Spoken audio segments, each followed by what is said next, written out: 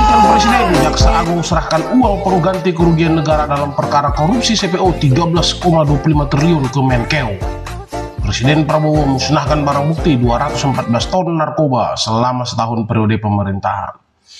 Nah, tentu upaya-upaya penegakan hukum baik dalam sektor korupsi yang dilakukan oleh Kejaksaan Agung, kemudian dalam sektor pemberantasan narkotika, memang kita sangat mengharapkan semua ini dilakukan dengan serius dan tegas, itu dia. Tapi kok rasa-rasanya saya melihat ini semacam sopor saja, ini semacam menjadi kosmetik atau pertunjukan saja, gitu.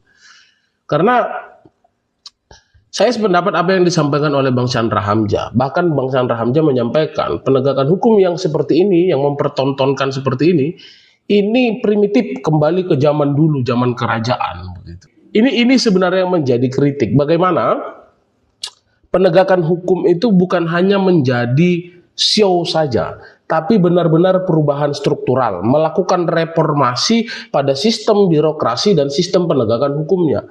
Jadi bukan hanya sekedar penindakan semata, melainkan juga bicara tentang bagaimana pencegahannya, agar korupsi tidak terjadi, agar bagaimana bahaya narkotika itu tidak mengancam generasi muda kita. Nah, ini yang menarik untuk kita lihat, begitu. Jangan sampai penegakan hukum hanya menjadi show semata.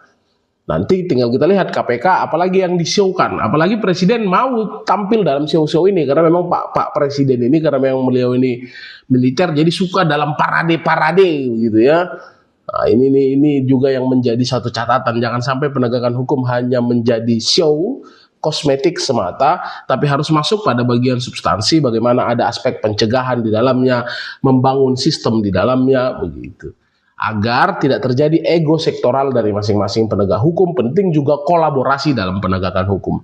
Bagaimana menurut pendapat Anda? Mari kita diskusikan di kolom komentar. Terima kasih.